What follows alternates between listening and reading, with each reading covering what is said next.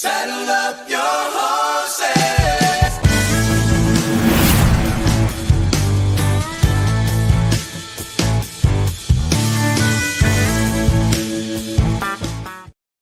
Pitter patter. Let's get at her. It is another episode of the Mainly Broncos podcast. We are streaking, Bronco fans. We are streaking. Let's go. 5-game winning streak for the Denver Broncos.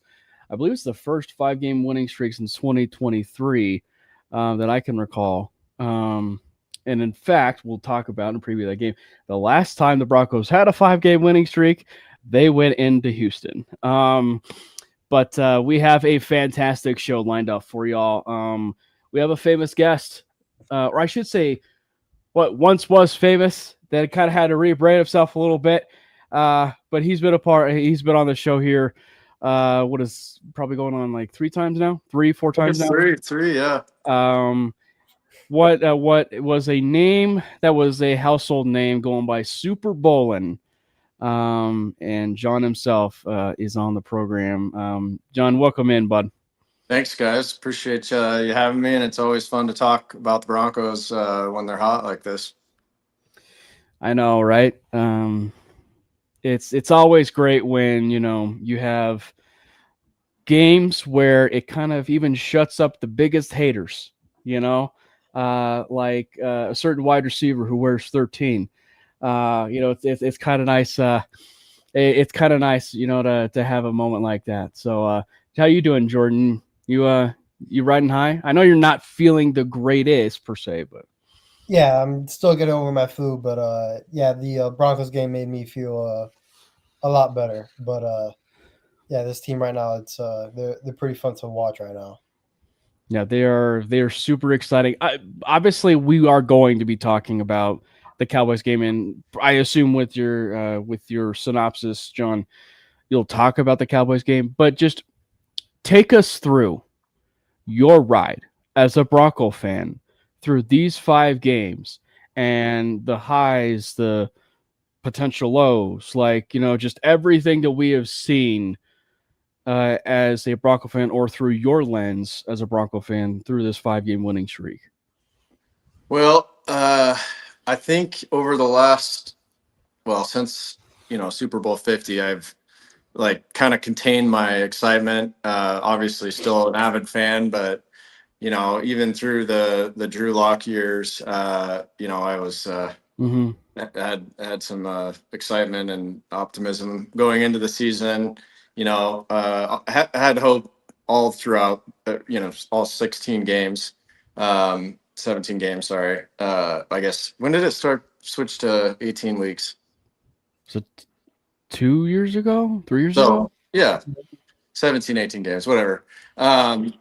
I think this year was like the first year where I was like, we might have some hiccups. We've got a young team. We've got a young quarterback, young group of core players on offense. Knew the defense was going to be good. I didn't know they were going to be this good. That defense is what I trust at the moment. But over the last 5 games, I feel like Bo Nix is kind of turning the corner, getting the training wheels off. And I think I think now, and especially after the bye, I think we're going to see the training wheels come off of Bo. And I think the playbooks, potentially might start seeing some of the Sean Payton trickery type plays, some fun stuff. We saw that, in the last couple of weeks, really, especially last week against Dallas. But I guess, fortunately, because some of these games have been a bit stressful, we have been doing a little bit of fall traveling. So I think, what game was it? The Chargers game. It was 2 a.m. where I was at. So to be fair, they lost that game. So Yep. I did watch the whole thing. The Bengals game, I only watched the last quarter because it was 4 a.m. I think. And we were leaving to the airport to head back home, so I missed most of that game. But it's been. I don't even think it's a roller coaster. It's just been great to see, and I think everyone, Jordan and Cam, you guys know I'm a Sean Payton believer, and Bo Nix believer, and it's fun to see it kind of come to to fruition. Despite the fact that I can at least vouch that in our text messages there was a point where you were unsure. Now, granted, to be fair, like for John and I, there was like, I don't know, like week 2, week 3. So it was early on in the season when John kind of had a bit of some pessimism. What game was that? It must have been maybe the Chargers or early in the New York game. I don't know. I can't remember. But yeah. There were a bit of some pessimism that was started to settle in, and not to troll John, I should say, but no, yeah, I do that a little bit, and I'm back to neutral again, so we're good. I just think that's like the best kind of synopsis of the fifth, like of the 5-game winning streak, because like this team just never really put a full game together. You would see the bits and pieces of the offense, you would see bits and pieces of the defense, and the defense at times they're playing far more consistent football, but like there was a game or two here and there where it's like, what's happening? Where they were don't break. I mean, that's what we've seen.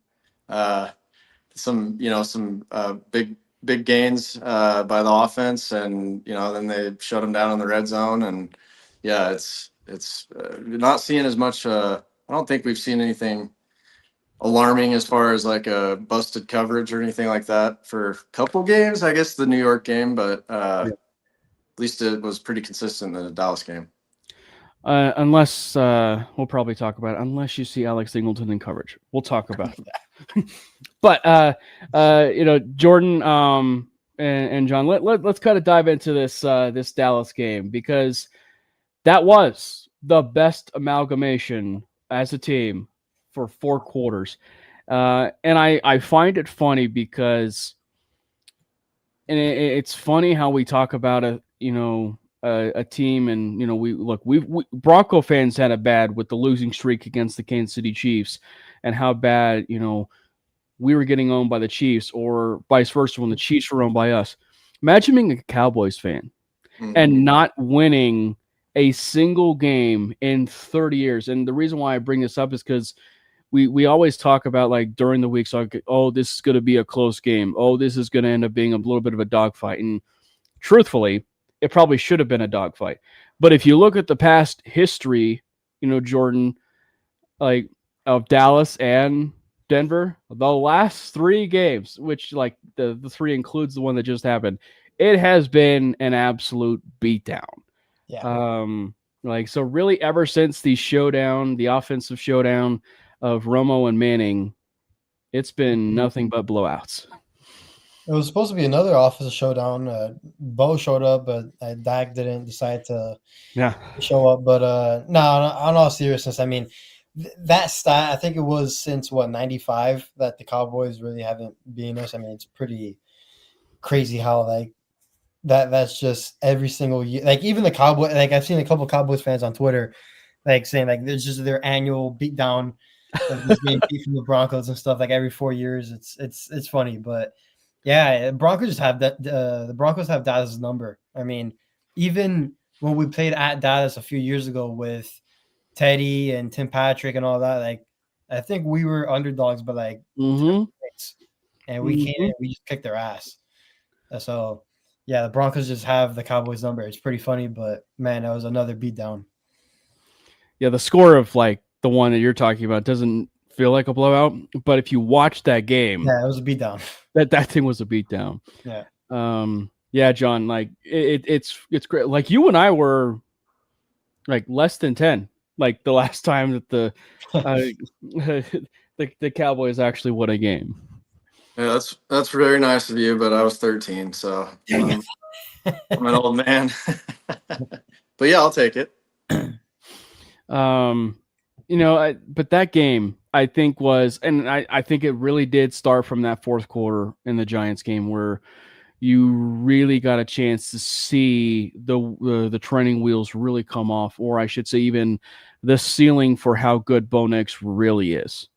How good, like a top 7 type quarterback for a ceiling with Sean Payton as a play caller, Like, it was everything you could have asked for. And I think that we talk so often of, is it a Bill? I think that, and the reason why I talk about this from the Cowboys perspective game is we talk so much in regards to, is it a Bill Belichick led team in New England with Tom Brady, or is it a Tom Brady led team when it comes to, New England, or is it a Patrick Mahomes thing with Andy Reid type thing?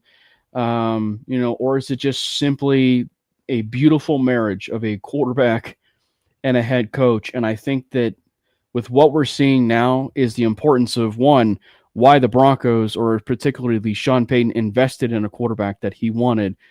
And you're seeing that kind of game really unfold of how beautiful it can be when it all comes down together.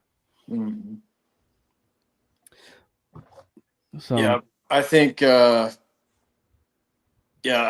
just think, tagging along on that is the culture is just so much different. And, that takes time. I don't think anybody would guess that you could completely turn the culture around in, I'd say 2 years, because he inherited a roster his first year, Sean Payton, that is. Mhm. So I think, we started seeing it last year, made the playoffs. I think the goal is to win a playoff game. That's the bar.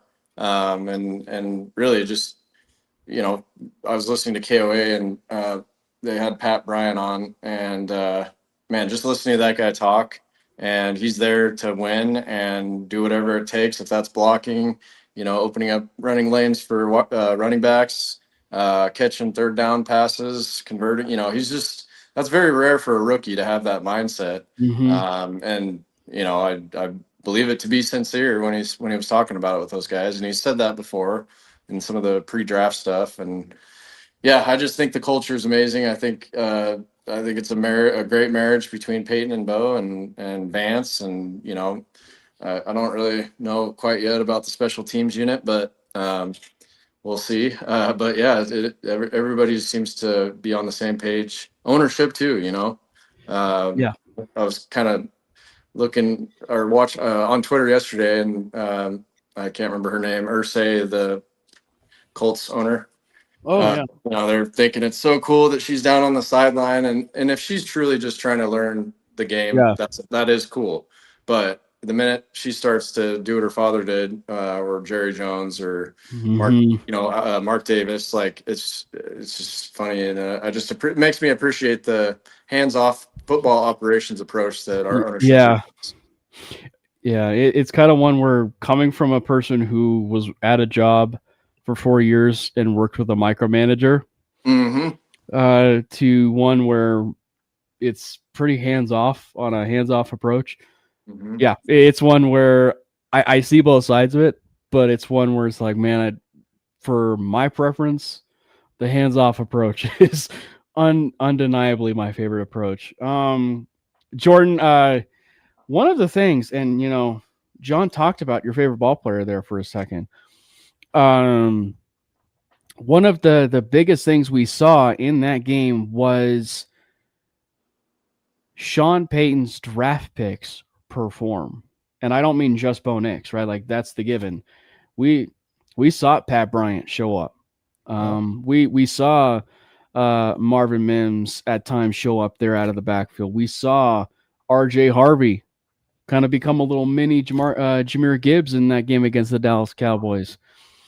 We saw Troy Franklin really kind of emerge. Obviously, Cowboys defense is, pretty bad. I mean, it's like, molded Swiss cheese. Like, I mean, like, it is pretty bad. But Franklin had himself a game, and so like the rookies and the first, second year players really kind of came to play. So if you could just, for once in your life, finally get a chance to praise Pat Bryant, that would be great. I mean, he had a nice touchdown grab. I mean, there's no denying that. I mean, listen, I think I even had him projected higher than what his actual pace is right now. So I know I'm labeled as a hater, but right now he's not even fulfilling my low expectations of him. But no, I mean, he had a nice grab. I mean, it was perfect ball, perfect catch. It was a thing of beauty. Like the draft picks were great. I mean, Jahdae Barron finally getting his first interception, and actually a very crucial 2-minute drive where the Cowboys can't go down and at least kick a field goal and at least still be in the game. Automatically gets wiped out with a Barron pick. It was perfect. I mean, everybody in that rookie class showed up. It was great.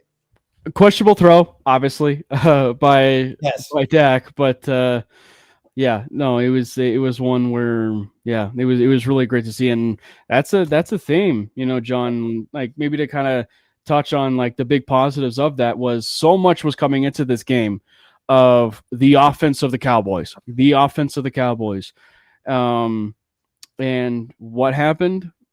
Arguably the best defense in football turned the best offense in football into the 2015 Carolina Panthers. I mean, it was really bad, and like it was a bad outing for Dak, and it was definitely something to see, which is probably like numero uno for that Broncos defense, was trying to shut down Dak and getting him in the backfield.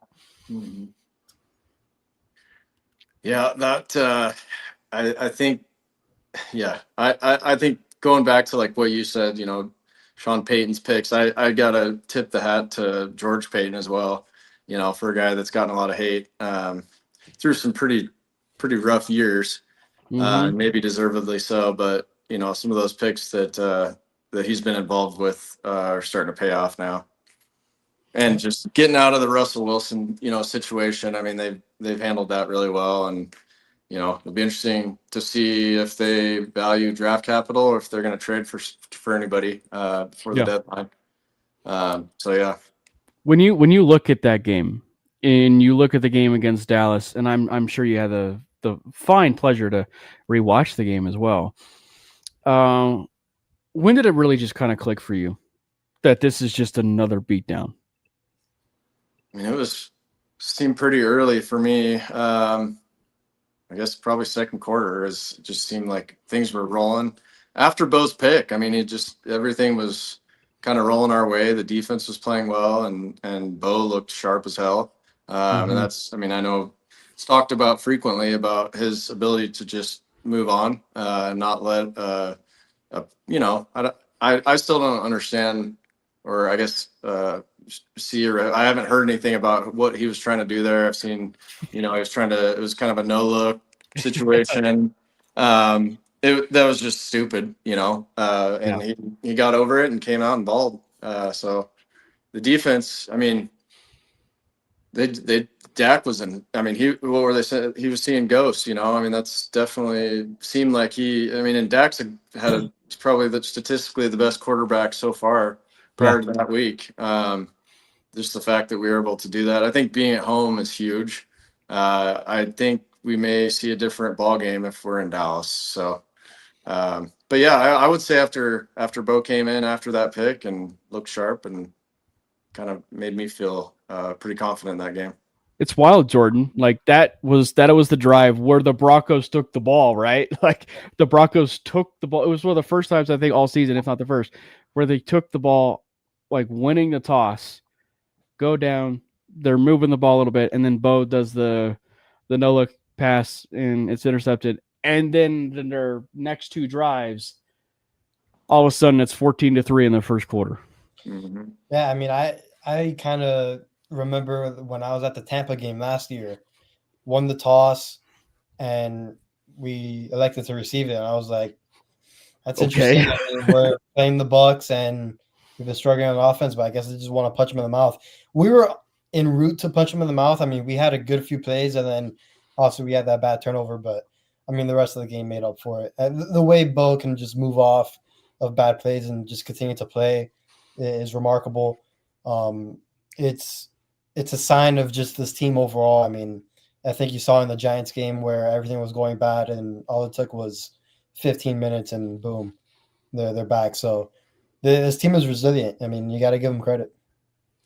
And I think the difference for me, sorry, Cam, was finishing. That game was out of hand throughout the entire course of certainly the second half.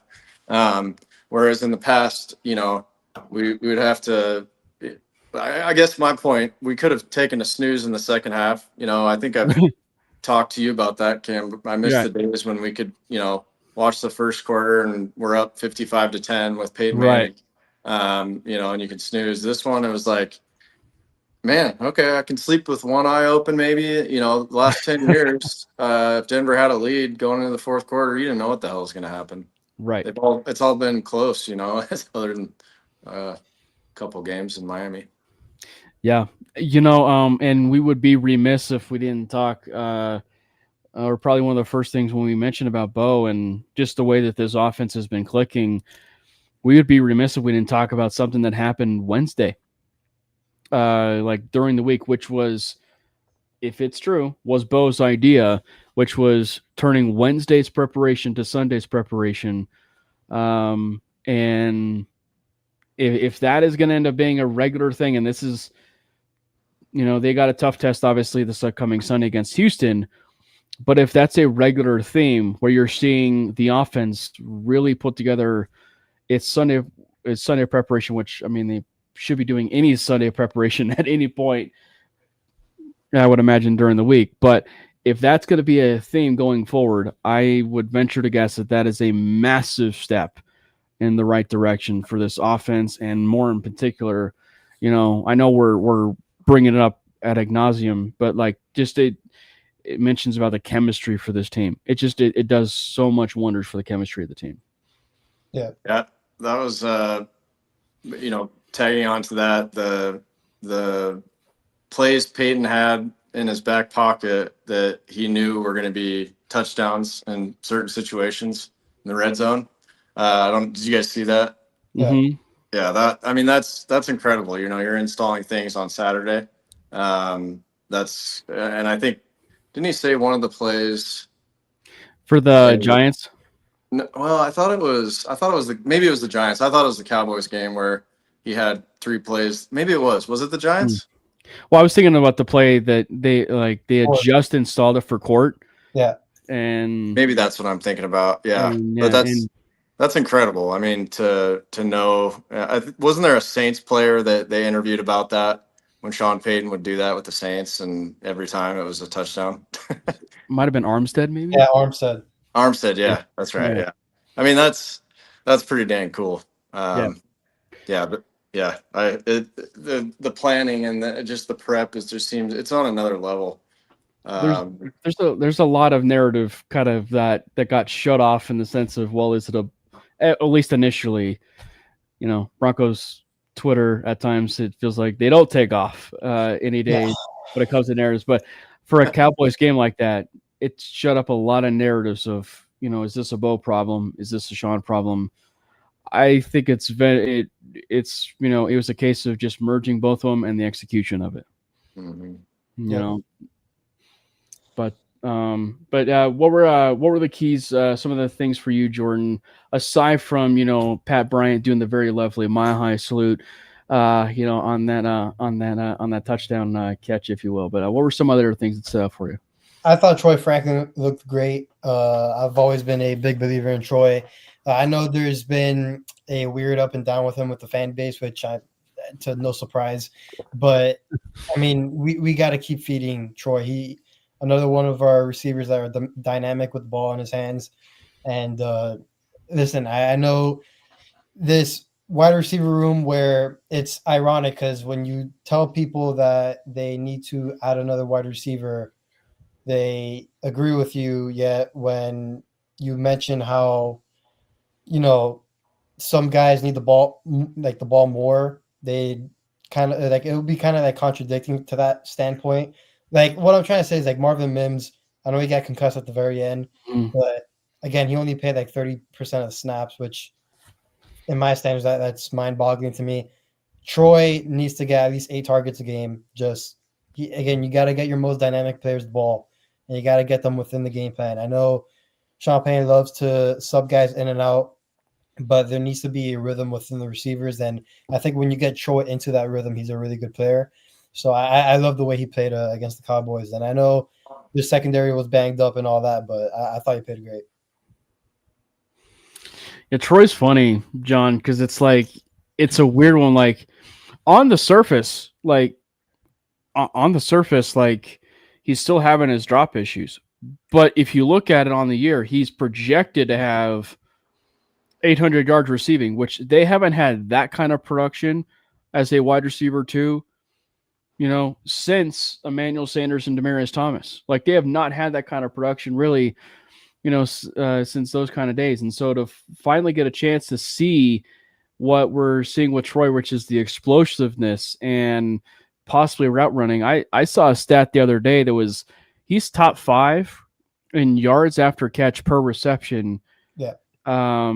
In the NFL on 50% attempts. That's like tied for Jamar Chase. Like that's just it's crazy. And I mean a lot of that I think is a fair amount of screens and everything, but like they're making a priority to get Franklin at least a little bit more involved. Yeah, and that's, I mean, after a little bit of a difficult rookie season to come back from that and get ready in the off season, come in and be a huge part of this offense. Bo's been spreading the love. It's pretty cool to see on a box score where we've got 12 different receivers with multiple targets. I mean it's what you want. Kind of any receiver can be wide receiver 1 any game, and Cortland's obviously been very impactful this year. But what game was it? He had I don't think he had a catch. That was 3 weeks ago, maybe it was the Chargers game, maybe I can't remember. But I mean, it's nice to have an arsenal of wide receivers that with the exception of the drops from Troy and even Cortland. I think has Cortland had more drops than Troy this year? I'll have to look. Let me see if I can call it up. I want to say Troy has maybe 4 drops. Yeah. Cortland's got several, but I mean, give Cortland crap all you want or shit, whatever. Sorry if I can swear on this. Yeah. He's so, when it's crunch, when he needs to catch the ball, we need to convert a third and long. I mean, that guy is Bo's favorite target, right? But I think throw it to anybody. I mean, Pat Bryant is a great third down receiver. And I think I saw some stats about where Vele was at through this part of the season last year. And I think is Pat Bryant ahead of him in catches and yards? It might be. Well, no, based on where we're probably currently sitting. By the way, it's 3 drops for Cortland Sutton. Oh, okay. Anyway, yeah, I think that the wide receiver group's great. It's just seems like the chemistry is there. I mean, those guys are definitely on the same page. I think that's a huge difference for us this year. Let's see. Pat Bryant is at 86 yards on the year, which is a little bit less than I think Bailey, because there were Bailey had I was thinking what he's done this year with the Saints. My bad. It's better though, because I think Bailey has 36 yards or something, or so it's still better. But no, it's just I think that it's a weird conversation, because it's to what you were talking about, Jordan. It's it isn't so much the fact of we hate the wide receiver room either. Because when I'm saying I'm fine with the wide receiver room, I am fine with the wide receiver room. But it's would I be upset if the Broncos went out and I see Victory Lap even mention Garrett Wilson, right? Would I be upset if the Broncos did the unthinkable and brought in Garrett Wilson and be upset? But no, absolutely not. So or even a Chris Olave, I just think that it's one where it's where I'm so fine with it is you are starting to finally get a chance to see development. And that is at least pre-Sean, and even at times even for George, and a lot of that was actually more to the staff and everything was developed or underdeveloped. You didn't get a chance to see that. We probably had an ideal wide receiver room at the time, of Tim Patrick, Jerry Jeudy, Cortland Sutton at that time, we could just rarely see it because it was not developed properly, right? And so we are finally getting the chance, it seems, to see development of guys like Franklin in year 2, Marvin Mims take a little bit more of a step in route running. I think that's probably like the most impressive part is like you're seeing him take a little bit more of a step in that route running. And so you're seeing guys, Bryant's probably in that Franklin tier for year 1. And then in year 2, we're probably going to see a little bit more of that jump for him in year 2. And so it's just like that exponential growth for a team where they had 86% turnover, positively, I should say, like, is a good thing. Mm-hmm. Yeah. I mean, my whole thing with the wide receiver room is, I mean, I've spoken about how I don't think Court is a true wide receiver 1, but he has shown flashes of it. But it's more so getting the ball to your most dynamic playmakers. I'll keep saying it, but it's been too inconsistent on a game-to-game basis. Like, there's no reason why Court every other game has like 1 or 2 catches. There shouldn't be a case where Troy is only targeted 4 times and Mims has 1 catch. Like, we need to get those guys the ball on a more consistent basis, and I think you will see a true outlook on that wide receiver room. Yeah, and no, I was going to say, and like you're seeing so much of a balance for an offense this year that you didn't see in years past, and I think that, John, kudos to Javonte for having a good year with Dallas, right? Like, kudos to him. It was just one where it's like the time was up to move on from him, but to, get a chance to get J.K. Dobbins and to get a chance to see the encore that he's been able to provide for, after finishing second in comeback player of the year behind Joe Burrow, like, to see the year he's having and the offensive line and them eating on a regular basis, like, it's, I mean, John, when would you say the last time we could say that we have successfully seen a rushing attack, from Dobbins' perspective? Like, I mean, I think it's back to Philip Lindsay, honestly. I mean, he was dynamic. You'd see some big runs. I mean, a lot of big runs out of Philip Lindsay, or catches and, yards after catch. And that's, just seeing us move the ball and not punt every single drive when like the Hackett days, I still can't believe he was our head coach. Yeah. Sure, he's a nice guy, but that's the problem. He was too nice, and we can get into stories later, but about the culture there, it's just like he's trying to be everyone's best friend. And I think that's when you become a boss or a head coach, if you're not seasoned and haven't been trained well, taught well, that's how you're going to be, right? You want to be the cool guy. You want everyone to give you an A on their review of you to the ownership group. And Sean Payton doesn't give a crap about that. But I think it'd have to be Philip Lindsay. Had some flashes from Javonte, and I agree with you. I'm glad to see him succeeding in another offense. But yeah, J.K. Dobbins. And I was skeptical. I was excited for the potential, but obviously with a couple of the free agent signings, all of them, I think this last offseason, they all have injury history. But man, he's the real deal. Just patient, he's kind of reminds me a little bit of Le'Veon Bell, where he'd just kind of sit behind the line until he found his running lane and let things develop. You didn't, Estime would just burst right through, the line and not have any idea where the hell he was going. And I Dobbins and Harvey too. What an awesome game for him Sunday. I just think that the explosiveness and the 1-2 punch those guys provide, and getting Bidet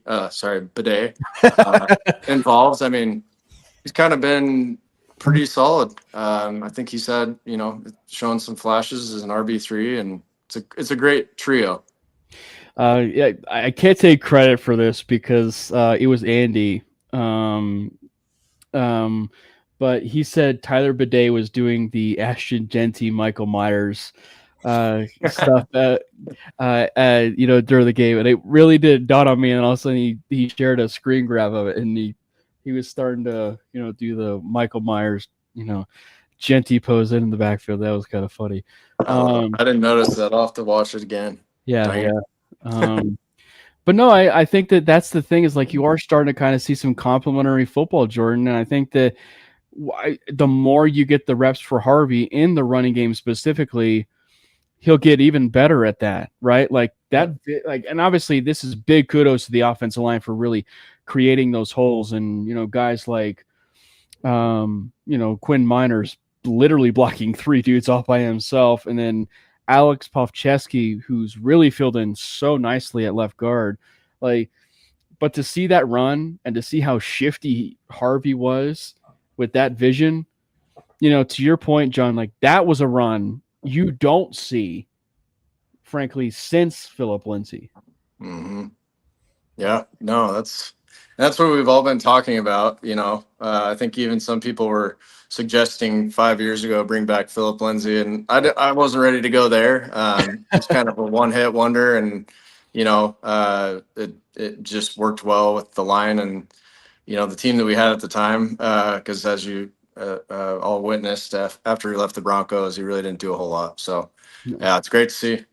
I mean, it's just cool to see. It's 3rd and 7, and we're converting, going for it down on 4th down, and have a damn good 4th down conversion percentage right now under Sean Payton, and yeah, he knows what it takes to win. Yeah, it's we're not used to that. Like we're usually used to just a normal 3 and out, which we have seen our occasional 3 and outs through this year, but we're just used to for many years just going simply 3 and out, not going for it on 4th and 1, not going for it for a 2-point conversion to win the game, like how we did against the Eagles. Like It's just stuff like that can really rally a team, and just that it's the confidence that more than anything that just boosts that team up. And you can see that Sean loves this team, and you can't say anything bad about Bo, because I know we all love Bo, but I don't think nobody loves him more than Sean Payton. Yeah. Yeah, very well said.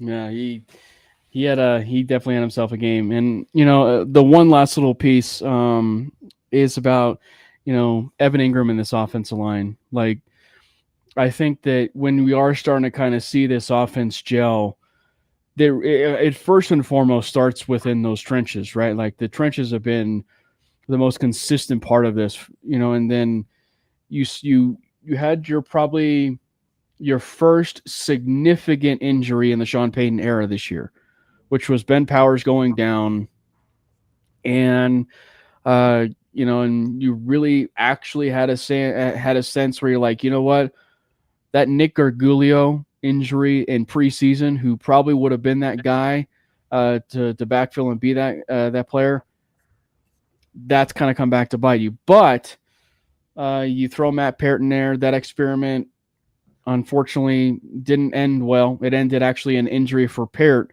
but then they slide Alex Pavcheski in there, and it's interesting because it's almost like we have another version of Calvin Throckmorton, right? Like, but a better version in the sense, like, you could put him at guard, you could put him at tackle, you could play him anywhere, and he's going to play just fine. Because, like last year, he played so well for like a 3-game stretch when McGlinchey went down that even my stuff included, and I'm sure all of us were like, huh.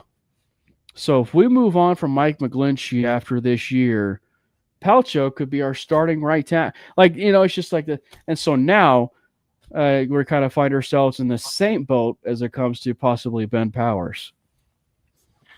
Yeah. I think Garrett Bowles, I think deserves a lot of credit for, being there, kind of, and honestly, gosh dang it, Wattenberg. I think those guys are playing really well. Obviously, the right side too. Those guys are crazy.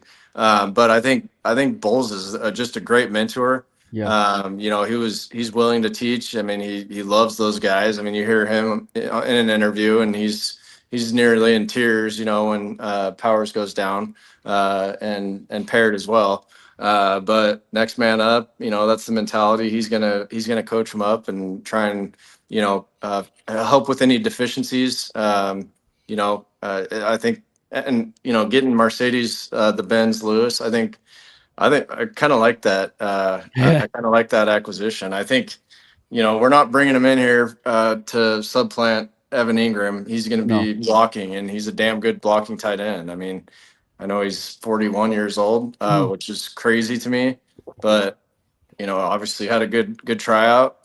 They liked what they saw, and he's gonna. I mean, I bet he's in the game this week against the Texans.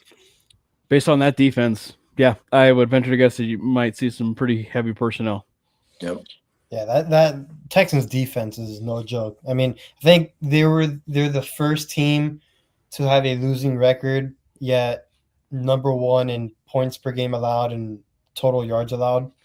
I mean, that's insane. Like, Sunday's game, I know we'll get into it, but it's going to be a gritty, muddy game on Sunday. And listen, I think the Broncos have shown that they can win in different types of ways, which is, I think, the best part about the whole season. I know everybody overreacts to the way we win and stuff like that, but we've seen this team win in a blowout fashion, in a shootout fashion, in a comeback fashion, Close in game. a gritty fashion. I mean, we've seen a lot of wins in different ways, and I think that again, it shows the character on the team and what we have in the locker room.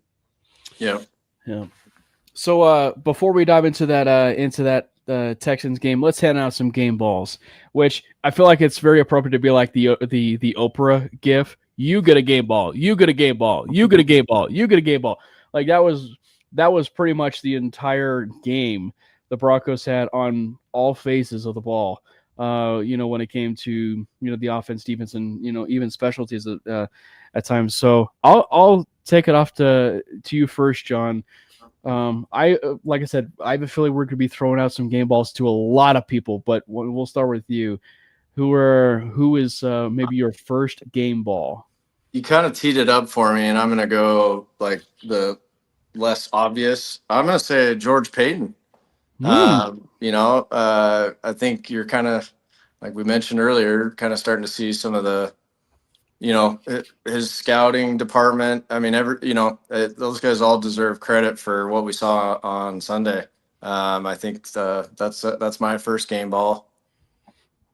Jordan, if you say Pat Bryant, I'm gonna actually, I'm gonna give you a little. Spoiler: I will not be picking him.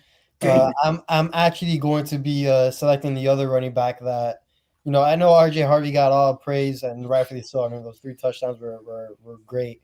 But J.K. Dobbins, I mean, probably one of the better free agent acquisitions in the entire NFL. Another 100-yard game. I think he's now up to 3rd in the entire league in rushing yards. He's been 1 yard ahead of Javonte, which is awesome. 1 yard. I mean, he's been absolutely phenomenal for the Broncos, and it's getting hard to describe what he's really meant to this running game and the offense in general. He's been really, really good for us. Yeah, he's been amazing. Obviously, I don't want to be the one to kind of take the low-hanging fruit and pick Bo Nix because that's very obvious to give him a game ball. I will actually give a game ball to Mr. UFL, Dondrea Tillman, in picking off Dak Prescott. Giving his best Nick Bonito impersonation.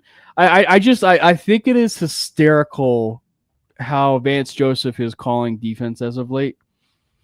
Because, and John, you know this because we'd have this conversation so often in like group chats and even just talking off of record. But like, why is Vance Joseph dropping Bradley Chubb into coverage? Why is Vance Joseph dropping Von Miller into coverage? All these different, types of things.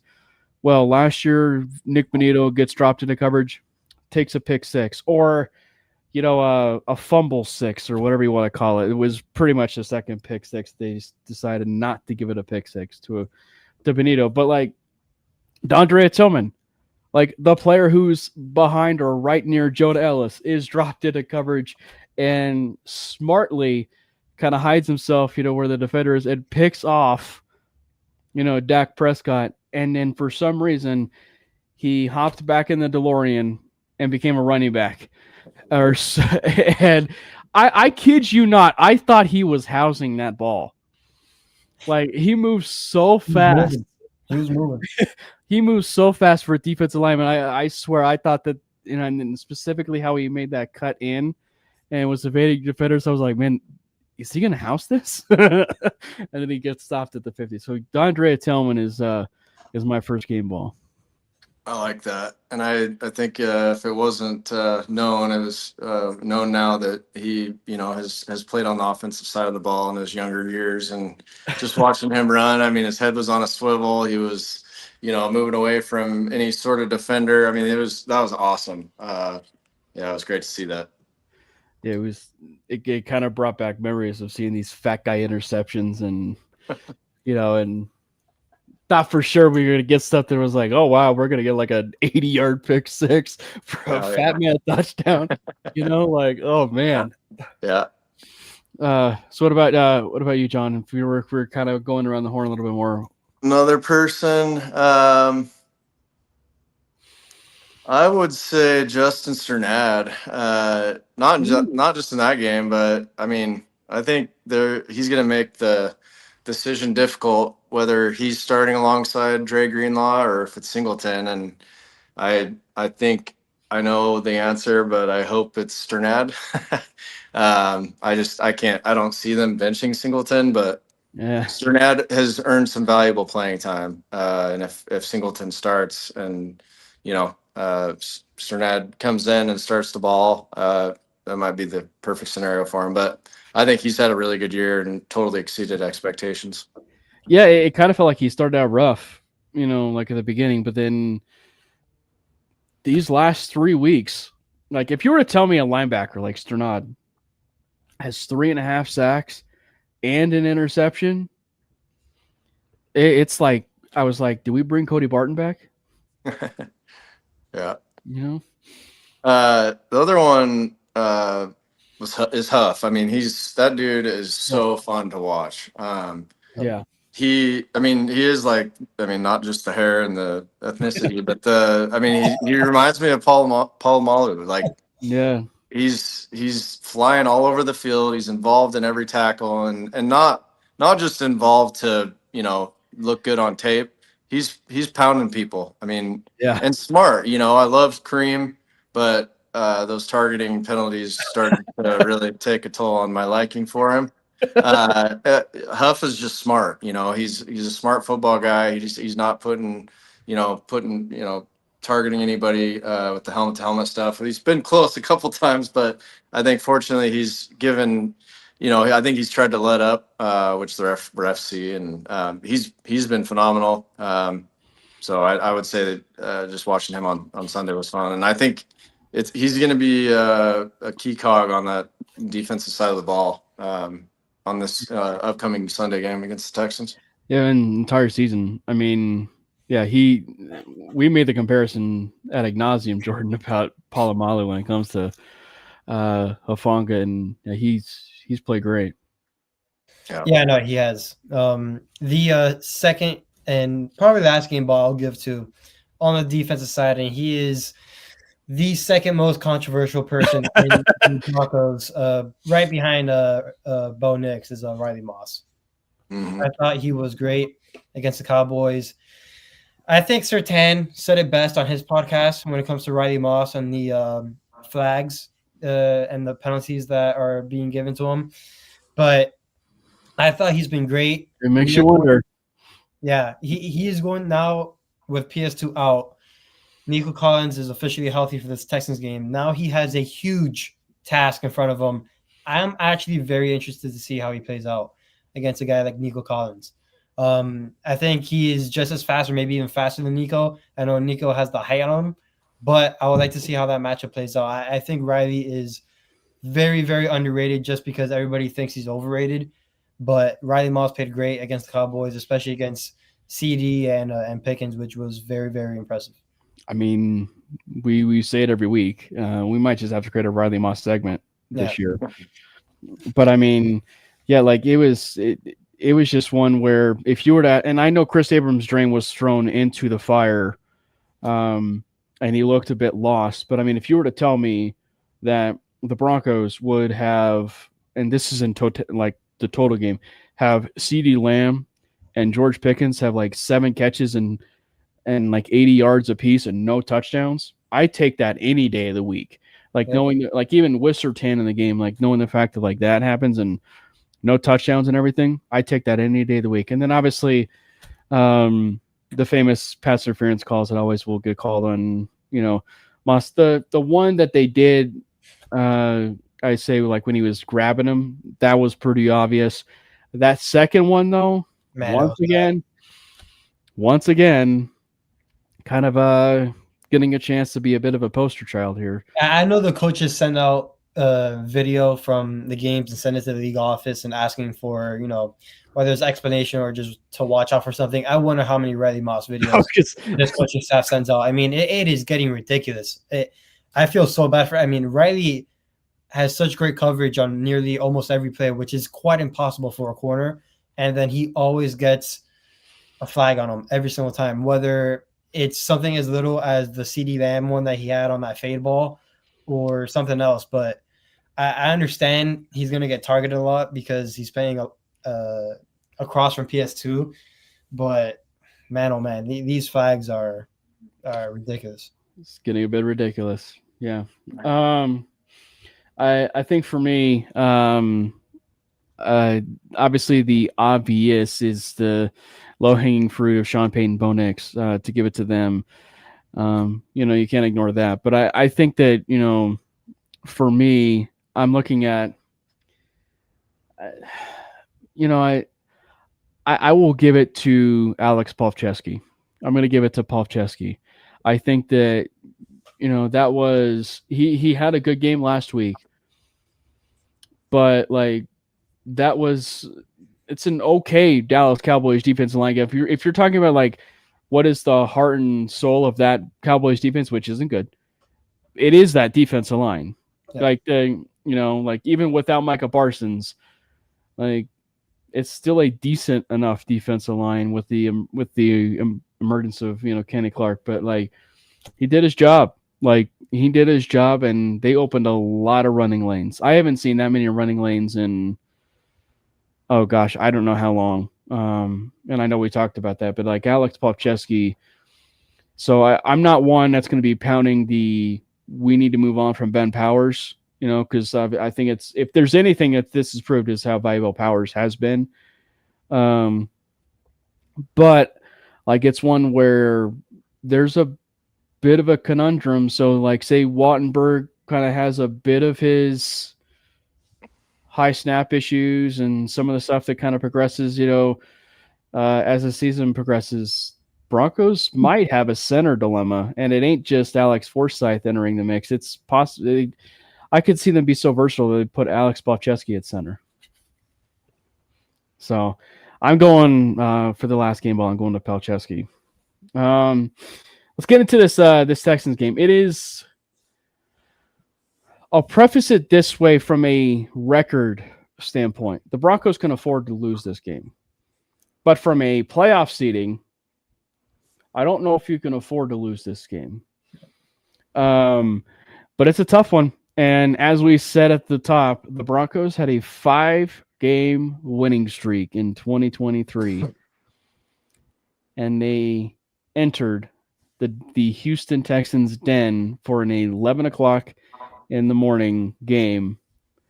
Did not turn out so good, with Russell Wilson heaving a ball in the last seconds of the game to Lucas Kroll. And it ended up being knocked away, or I think it would end up being picked off at the very end of the game. And that is how the cookie crumbled in 2023. We have a 5-game winning streak in 2025, and we are entering the Houston Texans den. A little bit of a different Broncos team now. A little bit of a Broncos team going into this Houston game. Yeah, this one is, the Texans kind of remind me of the Broncos of the last several years, where they've got a really good defense, but not clicking quite yet on offense. Maybe even last year a little bit. And I know CJ Stroud is, he's shown some promising things in the years he's been in the NFL, but something's not clicking. I think getting Nico Collins back is huge for them. I think this all comes down to coaching. And I think Sean Payton, he's not going to let us a 5-game winning streak get snapped again by the Texans. So I think these guys are, they've had some really tough games. I think, the Cowboys game, aside from Pat going down, it wasn't like didn't really, beat them up too bad. I'd rather that game than the Giants game or even the Eagles game heading into Houston. But it's gonna be a tough game. It might be one. Maybe I'll not watch it again for the first 3 quarters. And Cam, you'll just have to text me if I need to turn it on. But I'm pretty amped for this game. And I understand where you're coming from, saying it's not a must win, but man, I kind of think it is. I think having a home field advantage would be huge for us. Getting a playoff game back in Denver, right? And just the atmosphere, that's a really good way for us to maybe win too. Maybe get it to the AFC Championship. Maybe have a first round bye. I don't know. I mean, I don't want to chalk any game up as a game we can lose. Yeah. I was gonna say, especially that's an AFC game. I know we've been very dominant against the NFC, but the AFC games are the ones that are most important. That 2023 game against the Texans, like the Texans moved the ball, but we were more of a bend don't break type of defense. I know we are kind of like that this year as well, but that team and that defense, remember that was more of a bend don't break, and they did a great job there. Offensively, I know we had 17 points and did not convert a first down in that game, but we also had 3 interceptions in that game. So, and again, it was a 1-score game, and it took to the very final play where Russ decided to throw to our practice squad tight end. I don't see that happening on Sunday. I do see it being a muddy game, but I don't see us turning the ball over 3 times. I don't see us not converting a first down like how we didn't do in 2023. The Texans that had over 350 total yards, I think that does come down on Sunday. I don't think they're going to have 350. I could be totally wrong on that, but I'm willing to bet that Nico Collins does not have nearly a 200-yard receiving game on Sunday. So it's going to be quite of a different game, but I think the result is still going to be a very low-scoring affair between these 2 teams. And right now, I think the Broncos have shown me more ways of winning than the Texans have, even though the Texans have been getting it a bit together as of late. Yeah, it's one where for me, it's like I trust even objectively, and obviously we're wearing Broncos gear right now, and we're doing a Broncos pod. But like, if you're asking me objectively, I trust the Broncos far more than I do the Texans, based on how things currently sit. And yeah, they're getting Nico back, but I'd argue that based on how the wide receiver room has even performed, even at times with Nico in there, like it's still not as good as it once was last year. And, and I think that the Broncos, for the most part, even without Pat Surtain, like I think avoid or got through their first 2 massive hurdles when it comes to wide receivers. I'm not trying to disparage guys like, Nico, right? Because Nico's great. Like he's a top 10 wide receiver.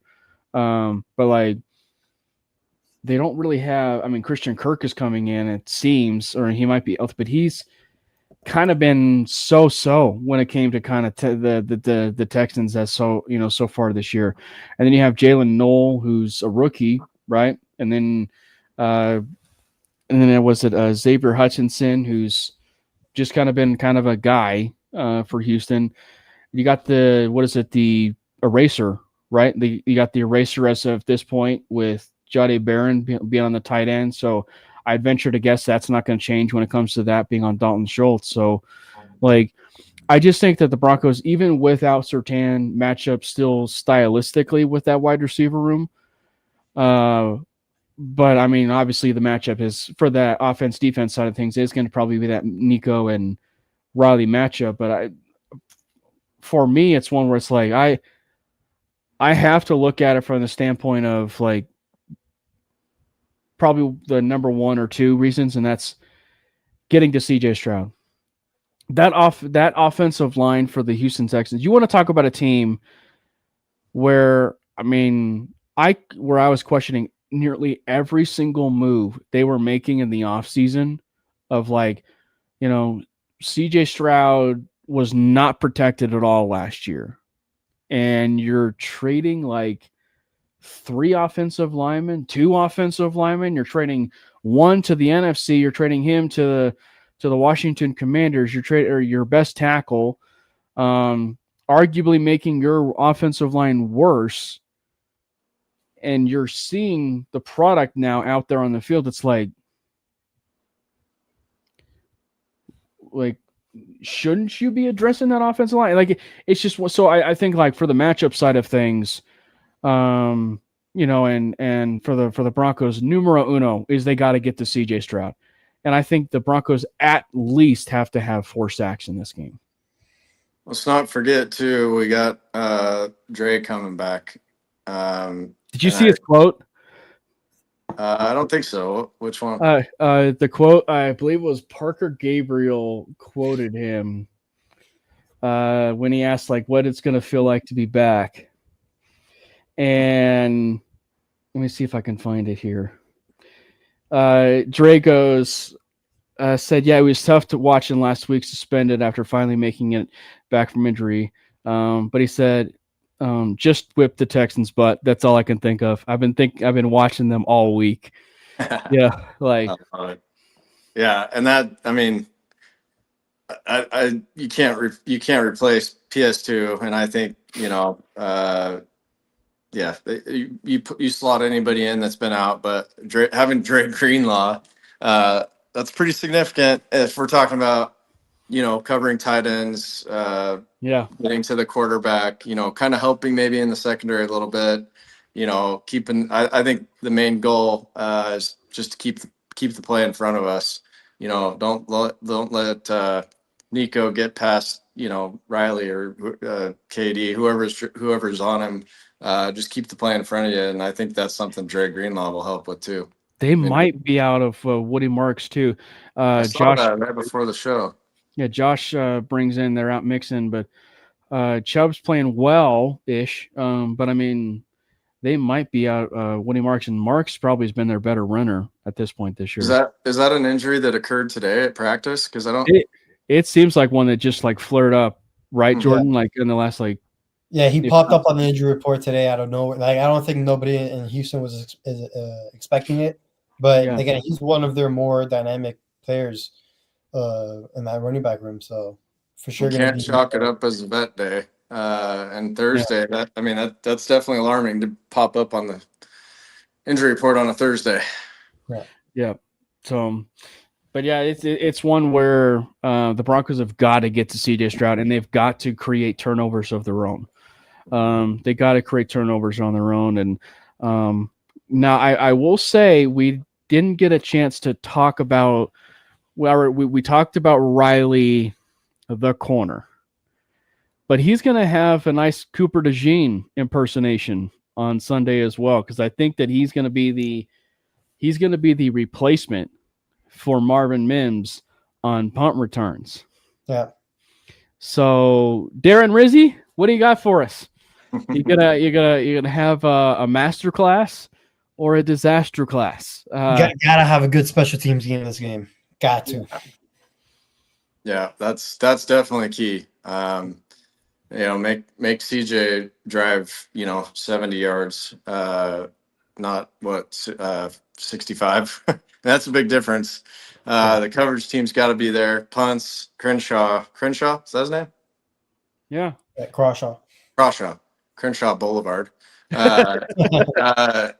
I think he had not he didn't have a great game on Sunday, but he's had a pretty good year, especially after the camp practices and preseason. I was a little bit nervous about that, questioning that pick, but which is so funny, by the way, because like Darren Rizzi's had kind of a rough year, specialties had a rough year, but who's the one person who's had a great year? yeah, Clutter, yeah. I think missing Mims is going to be huge, though. I mean, it's so fun to watch him return punts. He's fantastic. Just even Sunday, just making things happen, and it's just again, kind of like J.K. Dobbins, the patience, and just really, seeing the field so well, escaping pressure. Even if it's 10 yards, I mean, that's 10 yards is huge on a punt return. I don't know what its average is, but I think it's over 10, isn't it? Yeah, I would venture to guess it's pretty close. Yeah, but like 10 on a punt return is 20 on an actual run. Like it's almost double, because it goes to show you when you can flip field position like that, it matters. So Riley, I think it's going to be interesting to see what they ask him to do, because.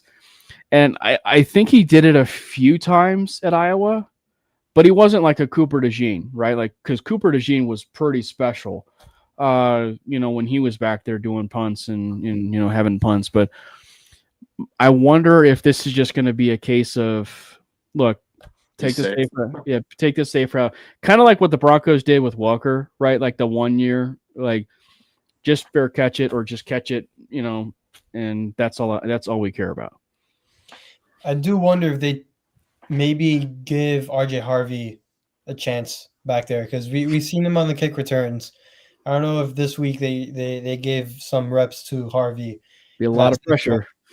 Just because we've seen him with the ball in his hands. I mean, arguably probably our most dynamic. So, yeah, it would be interesting to see who's out there. I think it'll be Riley, but I would not be surprised if we see RJ out there. Troy Franklin. Just throw speed back there. I could see a little trickery too on a punt return, because we haven't done anything like that in a while. Yeah. If they have something up their sleeve, just with Riley, not being as dynamic as obviously Mims, maybe they got some trickery up their sleeve. Maybe, or I know we talked about Riley. They could do a duo backfield. That's what I'm saying. Yeah. To where you have Riley and RJ, and it's one where I think, what was it, the 1 year? It wasn't like a reverse, but like it was a special teams unit where they faked out the punter and the entire unit, and he kicked it to the side where he didn't even know that there was a guy on that other side, and he had like a clear lane for a touchdown. Was it Tavon Austin or something, like? And he just had a clear lane, on the punt return. I think Hecker punted it or something, and the guy was just like streaking down for the punt return. So I could see something, just them being maybe a little bit more creative on it. I could see that. Yeah. Or does RJ Harvey throw the ball?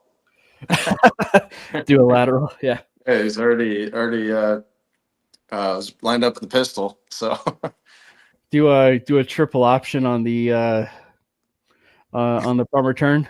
Yeah, a little Statue of Liberty up and pitch it to Garrett Bowles so he can get his touchdown. Yep. So what is the score for this game? I know, Jordan, you said it was going to be close, or you think it's going to be close.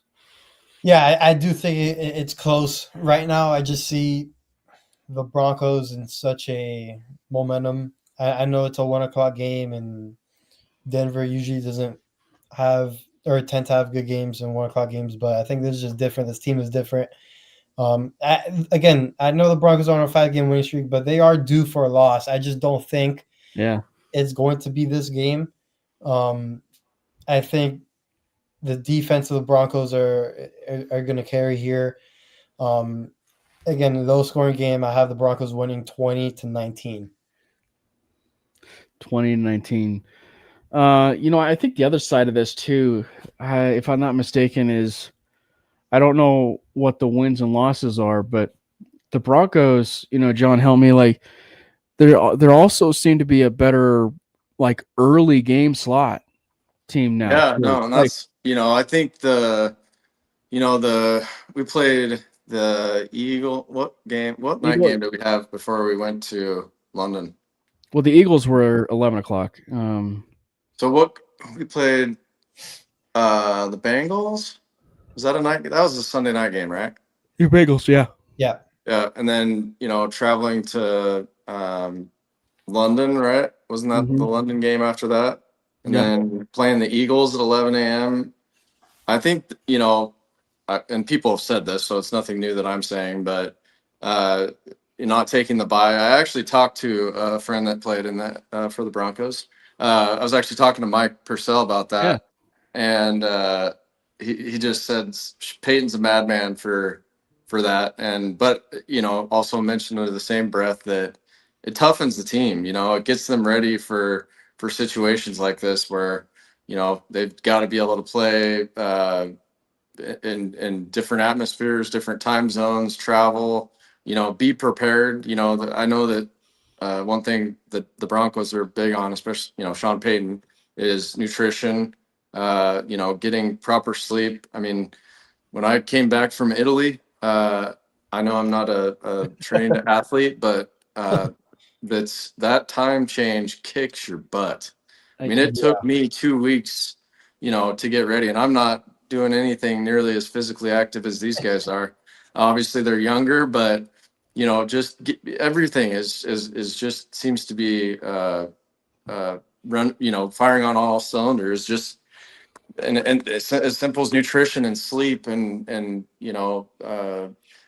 yeah, I think that's going to be that's kind of changed the way that I see our 11 a.m. 10 a.m. Central kickoff. And I agree with all the points you guys have mentioned so far. I think I also see a low scoring game, and I had it at 18-16 Broncos. The score got me. Yep. Oh, the score got me. I don't know what I would do for an 18-16 game. As long as it's a Bronco W, that's kind of like that's all I care about. But with no It's leverage, gonna be ugly. So I could care less how we win this game. I don't care what's gonna be said on Twitter. I just need to come out the win. Yep. Yeah. And Bo may throw for 110 yards. And the running back room might have 250 yards combined. I think that's how we got to control the clock. Keep our defense off the field. Put them in and pin them back. If we do have to punt, which I think there will be. I think Crenshaw Boulevard will be able to redeem himself. But yeah, I think it's just going to be a defensive battle. And after we've all said that, it's probably going to be like 35-14 Broncos. But no, I think it's going to be a good game to watch. 18-16. I will say the defensive games are weird. And I've seen too many They're big stressful. I want to fall asleep in the second half, Cam. Yeah.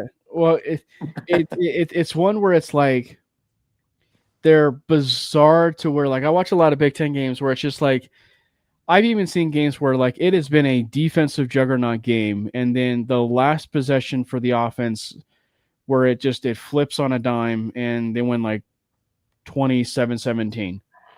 I can still see that being a thing. I have it 20-17 Denver, but like I can see it to where it's the last possession game and the Broncos go down with, right at a minute left or something, and they get that touchdown or they get that like field goal or something to push them right over the top. Scoop and score or pick six. I think we're due. Yeah. That is probably something we actually didn't get the chance to talk about is like the Broncos in the last couple weeks for not having the turnover bug. They've had turnovers the last couple weeks, and that might be something to kind of monitor there for a little bit. Besides Crenshaw Boulevard, I think I could see Bonito having a multi-sack game.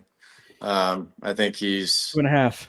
Yeah, I think he's due. Again, I kind of had a slow couple games, but I think they're not going to be able to stop him. I mean, their line. I think that's what it's going to come down to. It's going to be our secondary and their line, who plays better, their offensive line, I should say. And I tip the hat to our guys. I think the secondary. I think Brandon Jones and Huff are going to be integral, and I think they're up to the task. Those guys are both studs. Yeah, it's a vastly different defense the Broncos have had. I know they were good, but it's a vastly different defense than what the Broncos had in 2023, and it's gonna be a fun game. It is gonna be a very fun game, and hopefully it is a Bronco win. I think it is gonna be a Bronco win, but yeah, it's gonna be an absolute blast. John, thank you so much for hopping on with us. For anybody that got a chance to watch the stream, make sure you hit the subscribe button for the MHRT Network page. And we are pushing for 2,000 subscribers by the end of the year. It's going to be a little bit difficult to get there, but I know we can get there, because if not, we're going to do the exact same sort of thing next year. Can we get to 2,000 subscribers in 2026? But hit the subscribe button. Also, we have a YouTube channel for Mainly Broncos, so hit the subscribe button for Mainly Broncos on the YouTube side. We also have a whole bunch of short form. And we do a bunch of stuff over there on Instagram. We do a bunch of stuff over there on TikTok. Also, YouTube shorts are posted there as well over at Mainly Broncos. And yeah, we actually have gotten quite a bit of some popularity as of late, I would say on TikTok on some of those videos. One, of course, being when Drake May is having all the publicity for being MVP. And if Bo Nix puts together these good games, these next 3 games, some uncomfortable conversations going to be had in the national media. That's all I'm saying. Oh yeah, Super Bowl and might change his handle. That's right. Yeah, you might be. Might be back to Super Bowl, and I should say. I was going to say, why aren't you? Just Johnny Bolin got in trouble for something, and I can't remember what it was. And I was like, I can't support this dude anymore. It was, I mean, he's always getting into trouble, but it was something like pretty bad. I was like, shit. Okay, I've been meaning to tell you the story. So, granted, nothing like was crazy or bizarre, but like Johnny Bolin is also like one where he's also hard to not miss. Mm-hmm. And my dad and I believe my mom were in the PGA Superstore in right off of Arapahoe Road. And Arapahoe Road, where that is, the PGA Superstore is close to right the Dove Valley, the Broncos training facility. But we're in there. We're in the line, and I see this guy walk in, slides on his feet, long hair, and he's got kind of like the distended belly, and it's like he didn't shower, but and I'm looking at him, it's like this guy's got the appearance of Johnny Bolin. I didn't say anything, but it was just like I kind of did a little bit of double take. He looked at me, I looked at him, but it was just one of those things like, I think I know you. I'm not going to say who you are, but I think I know you. And it was, so yeah. That one surprised me because I do think he plays quite a bit of golf. And the physical description that you just narrated for us to a T. Well, it just didn't look like he showered. He had like a white T-shirt on, like a white undershirt on. We need him back on Instagram because some of those videos were just insane. Speaking of Vance Joseph, there's a famous one with Vance Joseph. Yeah, he was a gangster. You are. Yeah. Oh man. Again, John, thank you so much for hopping on. Make sure you do the work, follow the work that he does over there on X Twitter. It is at Peyton Nix Era. But you heard it. If something happens, he might actually end up having to rebrand now. He'll probably keep it as is, but make sure you follow him over there. And it was an absolute blast. Make sure you follow Jordan as well at Jordan T. Lopez. Follow myself at Cameron Parker PO. Follow the show handle at Mainly Broncos. It was an absolute blast. And obviously, before we go. Let's go Broncos! God bless Bo Nix! Fast lane when I pass in the street, bag of money in the passenger seat. Simcoe's been asking for me on the road from the west to the east. Way up, I might never come down, cause the coast's racking up the flame out.